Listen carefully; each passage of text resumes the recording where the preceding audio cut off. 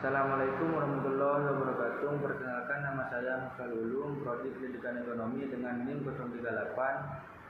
Saya dari STKIP Federasi Bangkalan.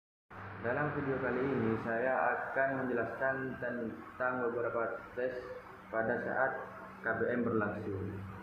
Langsung saja ke soal yang pertama. Apa yang dimaksud dengan inflasi? Inflasi adalah suatu keadaan di mana harga-harga barang dan jasa secara umum mengalami kenaikan terus-menerus. Contohnya, inflasi dapat dilihat ketika harga bahan makanan, transportasi, atau barang konsumen lainnya naik secara signifikan dalam jangka waktu tertentu. Misalnya, jika tahun ini sebotol susu harganya 10.000 dan tahun depan harganya naik menjadi 12.000, itu dapat dianggap sebagai indikasi inflasi.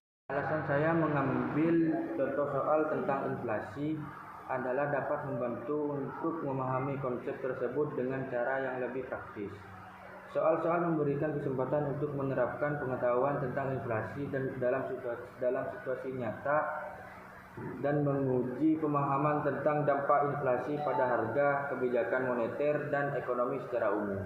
Kedua, bagaimana peran bank sentral dalam perekonomian suatu negara? Bank sentral memiliki peran utama dalam mengatur kebijakan moneter dan menjaga stabilitas nilai mata uang suatu negara. Contohnya, mengatur suku bunga dan memantau inflasi. Selain itu juga bertanggung jawab untuk menjaga stabilitas mata uang dan memastikan kestabilan dalam keuangan di negara. Alasan saya mengambil contoh soal ini dapat membantu membawa konsep teoritis ke dalam konteks praktis, memperdalam pemahaman, dan menguji kemampuan menerapkan pengetahuan dalam analisis ekonomi. Soal yang ketiga, jelaskan konsep permintaan dan penawaran dalam ekonomi. Permintaan mencerminkan keinginan konsumen untuk membeli suatu barang atau jasa, sedangkan penawaran mencerminkan ketersediaan barang atau jasa di pasar. Contoh sederhana, jika harga satu produk naik, produsen akan cenderung menawarkan lebih banyak produk karena dapat meningkatkan keuntungan. Di sisi lain, konsumen mungkin akan mengurangi permintaan karena harga lebih tinggi. Ini menciptakan ketidakseimbangan antara penawaran dan permintaan. Alasan saya mengambil soal ini memungkinkan untuk menganalisis dampak perubahan dalam permintaan atau penawaran terhadap harga dan kualitas suatu barang atau jasa. Hal ini membantu dalam memahami bagaimana kebijakan atau perubahan situasional dapat mengaruhi pasar. Soal yang keempat, apa perbedaan antara ekonomi mikro dan makro? Ekonomi mikro mempelajari perilaku ekonomi individual seperti rumah tangga dan perusahaan, sedangkan ekonomi makro memeriksa ekonomi secara keseluruhan termasuk faktor-faktor seperti inflasi, pengangguran, dan pertumbuhan ekonomi. Contoh ekonomi mikro, jika Anda mempelajari bagaimana kenaikan harga bahan baku mempengaruhi keputusan produksi suatu perusahaan atau bagaimana kenaikan pendapatan dapat mempengaruhi pola konsumsi suatu rumah tangga. Contoh ekonomi makro, jika pemerintah suatu negara mengadopsi kebijakan moneter untuk mengendalikan tingkat inflasi atau menciptakan program stimulus fiskal untuk meningkatkan pertumbuhan ekonomi nasional. Itu adalah analisis ekonomi.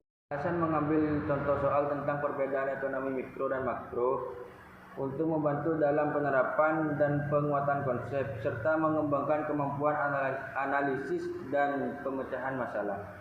Soal yang kelima, bagaimana perbedaan antara barang dan jasa? Barang adalah benda fisik yang dapat dilihat. Yang kelima, bagaimana perbedaan antara barang dan jasa?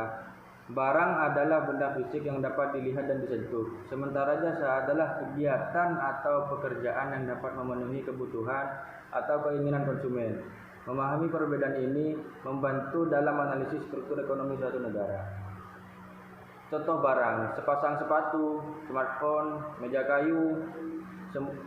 Semua barang ini adalah objek fisik yang dapat Anda pegang dan dilihat. Contoh jasa, pelayanan konsultasi hukum, perawatan medis, layanan pembersih. Jasa-jasa ini melibatkan kegiatan atau pelayanan tanpa adanya produk fisik yang dapat diberikan kepada konsumen. Alasan saya mengambil contoh soal tentang perbedaan barang dan jasa tidak hanya membantu dalam memahami konsep secara mendalam, tetapi juga memberikan kesempatan untuk mengaplikasikan pengetahuan dalam situasi nyata dan menguji keterampilan analisis konseptual. Baik, mungkin itu saja yang dapat saya sampaikan dalam video kali ini. Kurang lebihnya mohon maaf. Akhir kata, wassalamualaikum warahmatullahi wabarakatuh.